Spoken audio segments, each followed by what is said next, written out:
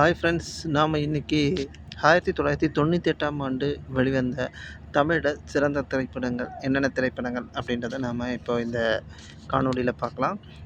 98ஆம் வருஷம் நிறைய படங்கள் வந்திருக்கு. நிறைய படங்கள்லாம் ஹிட்டு, சூப்பர் டூப்பர் ஹிட் படங்கள்லாம் வந்திருக்கு. அது என்னென்ன படம், எப்படி ஓடுச்சு, என்ன சக்ஸஸ்ஃபுல்லாக ஓடுச்சு, எப்படிப்பட்ட காலகட்டத்தில் வந்த திரைப்படம் அப்படின்றத நம்ம இந்த வீடியோவில் பார்க்கலாம். இந்த வீடியோக்குள்ளே போகிறதுக்கு முன்னாடி நம்மளுடைய சேனலை சப்ஸ்கிரைப் பண்ணாதவங்க சப்ஸ்கிரைப் பண்ணிடுங்க. தொடர்ந்து உங்களுடைய ஆதரவு எனக்கு கிடைக்கணும்னு சொல்லி நான் வேண்டி கேட்டுக்கிறேன். வாங்க நம்ம இன்னைக்கு வீடியோக்குள்ளே போகலாம். 1998 வந்த நிறைய படங்கள்ல இன்னைக்கு நாம முதல்ல பார்க்க போற திரைப்படம் என்ன படம் பார்த்தீங்கன்னா, மறுமலர்ச்சி.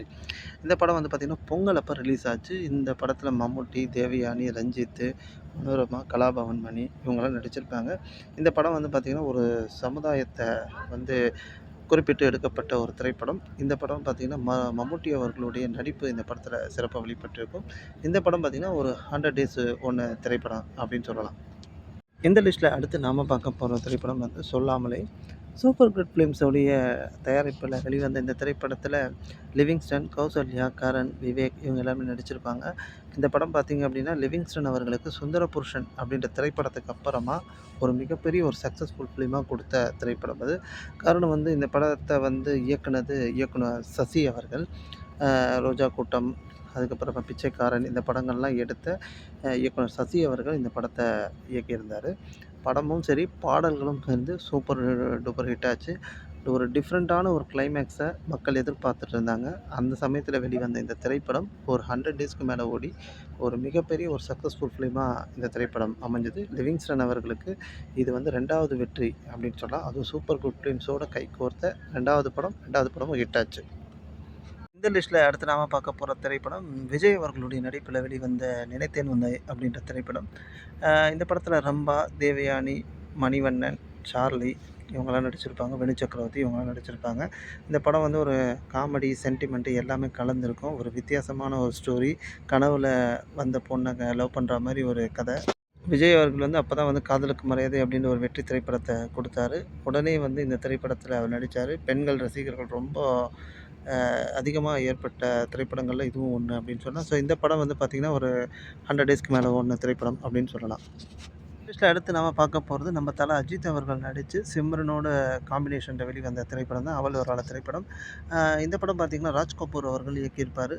அ இந்த படத்துக்கு இசையமைச்சது வந்து பார்த்தீங்க அப்படின்னா, எஸ்.ஏ. ராஜ்குமார் அவர்கள். இந்த படமும் வந்துன்னா ஒரு டிஃப்ரெண்ட்டான ஒரு ஸ்டோரி. ஒரு நல்ல ஒரு தாய்மார்கள் அதிகமாக பாராட்டின ஒரு திரைப்படத்தில் இதுவும் ஒன்று, அவள் வருவாளா அப்படின்ற திரைப்படம். அது வரைக்கும் பார்த்திங்கன்னா, அஜித் அவர்களுக்கு ஒரு பெரிய ஓப்பனிங்ஸ் எந்த திரைப்படத்துக்குமே இல்லை. அவள் வருவாளா திரைப்படம் வந்து ஒரு நல்ல ஒரு வெற்றியை வந்து அஜித் அவர்களுக்கு கொடுத்தது. நல்ல ஒரு ஆக்டிங் ஸ்கோப் நிறைய இருந்த திரைப்படம் இது. 2 பேருக்குமே சரி, அஜித் அவர்களுக்கும் சரி, சிம்ரன் அவர்களுக்கும் சரி, நல்ல ஒரு ஸ்கோப் கொடுத்த திரைப்படம் இது அப்படின்னு சொன்னால், காமெடின்னு வந்து கவுண்டமணி, செந்தில் எல்லாருமே இருப்பாங்க. ஸோ படம் வந்து இதுவும் ஒரு 100 டேஸ் ஃபிலிம் அப்படின்னு நம்ம சொல்லலாம். இந்த லிஸ்ட்டில் அடுத்து நாம் பார்க்க போகிறது பிரசாந்த், சிம்ரன், கரண் இவங்களாம் சேர்ந்து நடித்த கண்ணெதிரே தோன்றினாள் திரைப்படம். தேவா அவர்கள் மியூசிக்கில் பாட்டு சூப்பர் டூப்பர் ஹிட் ஆச்சு. பிரசாந்த் அவர்களுக்கு ஒரு நல்ல ஒரு திரைப்படமாக இது அமைஞ்சது. அந்த காலகட்டத்தில் பார்த்திங்க அப்படின்னா, ஒரு ஃபேமிலி சப்ஜெக்ட் ப்ளஸ் கல்லூரி சப்ஜெக்ட் ப்ளஸ் காதல் கதை இப்படினாலே படம் வந்து நல்லா ஓடும் அப்படின்ற ஒரு இது இருக்கும். அந்த வகையில் இந்த படமும் வந்து பார்த்திங்கன்னா, நல்ல ஒரு ஸ்கோப் உள்ள படம் அப்படின்னு சொல்லலாம். நல்ல ஹிட்டான திரைப்படங்கள்ல இதுவும் ஒன்று.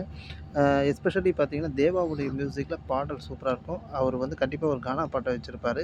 இந்த படத்துலேயும் ஒரு கானா பாட்ட வச்சிருந்தாரு. அதனால இந்த படம் வந்து சூப்பரா ஹிட் ஆச்சு. படமும் பார்த்தீங்கன்னா, 100 டேஸ்க்கு மேல ஓடி வெற்றிகரமா ஓடுன திரைப்படங்கள்ல இதுவும் ஒண்ணு. இந்த லிஸ்ட்ல அடுத்து நாம பார்க்க போறது இளைய தளபதி விஜய் அவர்கள் நடிச்ச பிரியமுடன் திரைப்படம். இந்த படமும் 100 டேஸ்க்கு மேல ஓடுன திரைப்படம். இந்த படத்துல ஒரு சிறப்பு என்னன்னு பார்த்தீங்கன்னா, விஜய் அவர்கள் வந்து ஒரு நெகட்டிவ் ரோல்ல பண்ணியிருப்பாரு. அதாவது இதுவரைக்கும் இல்லாத ஒரு விஷயத்த வந்து அவர் சிறப்பா பண்ணியிருப்பாரு. ஒரு வித்தியாசமான ஒரு முயற்சியோட பண்ணியிருப்பாரு. இத எத பேஸ் பண்ணி பார்த்த படம் அப்படின்னு பார்த்தீங்க அப்படின்னா, பாசிகர் அப்படின்னு சொல்லி ஹிந்தியில வந்த திரைப்படத்த பேஸ் பண்ணி எடுக்கப்பட்ட திரைப்படம். அதாவது எப்படின்னா, அந்த படத்துல வந்து ஹீரோ வந்து ஒரு நெகட்டிவ் ரோல் பண்ணியிருப்பாரு. அத பேஸ் பண்ணி எடுக்கப்பட்ட திரைப்படம் அப்படின்னு சொல்லி விஜய் அவர்கள் ஒரு பேட்டியிலேயே சொல்லியிருக்காரு. அத அதேபோல இந்த படமும் வந்து ஒரு நெகட்டிவ் ரோல் இருக்கிற ஹீரோவா சப்ஜெக்ட் படம். விஜய் அவர்களுக்கு ஒரு நல்ல வெற்றியை கொடுத்த திரைப்படம் அப்படின்னு சொல்லலாம், பிரியமுடன் திரைப்படம்.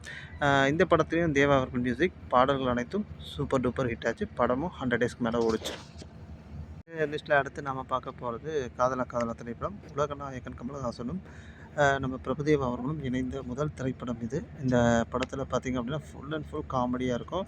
கிரேசி மோகன் அவர்களுடைய வசனத்தில் கமலஹாசன் அவர்கள் நடிச்சிருப்பார். படத்துக்கு இசை வந்து கார்த்திக் ராஜ் அவர்கள். பாடல்களும் ஹிட்டு. படத்தை டைரக்ஷன் பண்ணது அவருடைய ஃபேவரெட்டு டைரக்டர் சிங்கீதம் சீனிவாசராவ் அப்படின்ற ஒரு டைரக்டரு.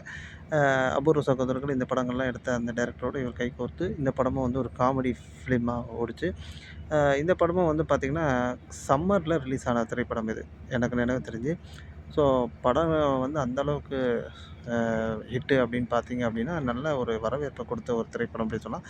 காமெடியில் பட்டைய கிளப்புன இந்த திரைப்படம் ஒரு காமெடி ஜேர்னரில் எடுக்கப்பட்ட இந்த திரைப்படம் ஒரு மிகப்பெரிய ஒரு வெற்றி பெற்ற திரைப்படம் அப்படின்னு நம்ம இந்த படத்தை சொல்லலாம். இந்த லிஸ்ட்டில் அடுத்து நாம் பார்க்க போகிற திரைப்படம் சரத்குமார், சிம்ரன் நடித்து கே.எஸ். ரவிக்குமார் அவர்கள் இயக்கத்தில் வெளிவந்த நட்புக்காக திரைப்படம். நட்புக்காக திரைப்படம் பார்த்திங்க அப்படின்னா சரத்குமார் அவர்கள் சூரியவம்சம் படம் நடித்ததுக்கு அப்புறமா டபுள் ஆக்ஷன் ரோலில் நடித்து ஒரு நல்ல எதிர்பார்ப்புக்காக வந்த திரைப்படம் இந்த நட்புக்காக திரைப்படம். இந்த படத்தில் சிம்ரனுடைய ஆக்டிங்கும் நல்லாயிருக்கும், சரத்குமார் அவர்களுடைய ஆக்டிங்கும் நல்லாயிருக்கும், மற்ற ஆக்டர்ஸுடைய ஆக்டிங்கும் நல்லாயிருக்கும். ஸோ இந்த படமும் வந்து பார்த்திங்கன்னா ஒரு வெற்றி திரைப்படம் அப்படின்னு நம்ம சொல்லலாம். காமெடி, கதை எல்லாமே வந்து கே.எஸ். ரவிக்குமார் நல்லா ஒரு மிக்சராக கொடுத்து ஒரு மசாலா மூவி மாதிரி கொடுத்துருப்பாரு. படம் வந்து நல்லா ஹிட் ஆச்சு. நல்ல ஒரு வசூலை அள்ளி கொடுத்த திரைப்படம் இது அப்படின்னு நம்ம சொல்லலாம். இந்த லிஸ்ட்டில் அடுத்து நாம் பார்க்க போகிறது சங்கர் அவர்கள் இயக்கத்தில் பிரசாந்த் டபுள் ஆக்ஷன் நடித்து ஐஸ்வர்யா ராய் பேரா நடித்த ஜீன்ஸ் திரைப்படம். இந்த படமும் பார்த்திங்க அப்படின்னா சமயத்தில் வெளிவந்த திரைப்படம் அப்படின்னு நம்ம இதை சொல்லலாம். அந்த காலகட்டத்தில் வந்து பார்த்திங்கன்னா இந்த திரைப்படத்திற்கு ஒரு நல்ல எதிர்பார்ப்பு இருந்தது. காரணம் என்னென்னா ஒரே பாடலில் 7 உலக அதிசயத்தை வந்து ஒரே பாடலில் நம்ம சங்கர் அவர்கள் படமாக்கியிருக்கார் அப்படின்ற ஒரு தாட் வந்து அந்த சமயத்தில் இருந்துச்சு.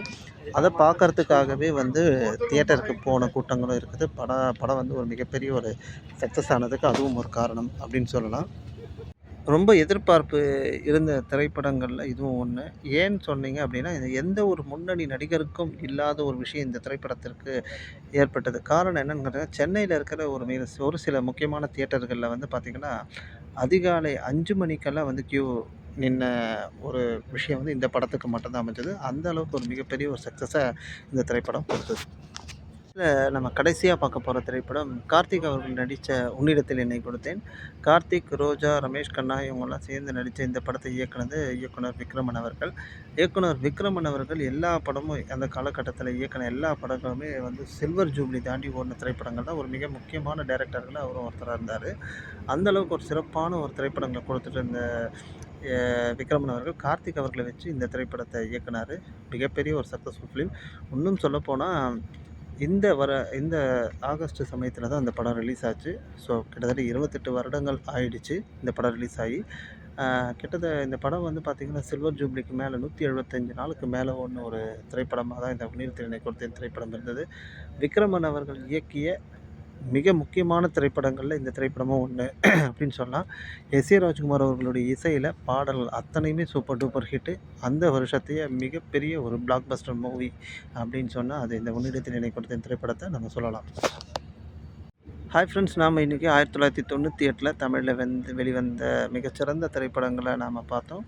இதே போல் வேறு ஒரு வீடியோவில் உங்களை நான் சந்திக்கிறேன். தொடர்ந்து இந்த நம்மளோட சேனலை சப்ஸ்கிரைப் பண்ணாதவங்க சப்ஸ்கிரைப் பண்ணுங்கள். நம்மளுடைய சேனலுக்கு உங்களுடைய ஆதரவு என்றைக்குமே வேணும் அப்படின்னு சொல்லி நான் வேண்டி கேட்டுக்கிறேன். வேறு ஒரு வீடியோவில் உங்களை சந்திக்கிறேன். அது வரைக்கும் உங்களிடமிருந்து விடைபெறுவது உங்கள் ஜெகதீஷ். நன்றி, வணக்கம்.